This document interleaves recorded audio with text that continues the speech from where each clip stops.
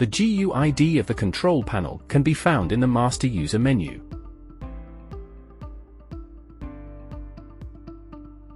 Enter the Master User code.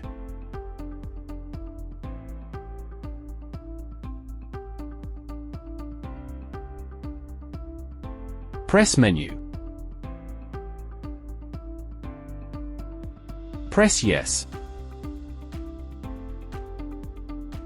Use the arrow keys to scroll down to, do you want to view Unique ID?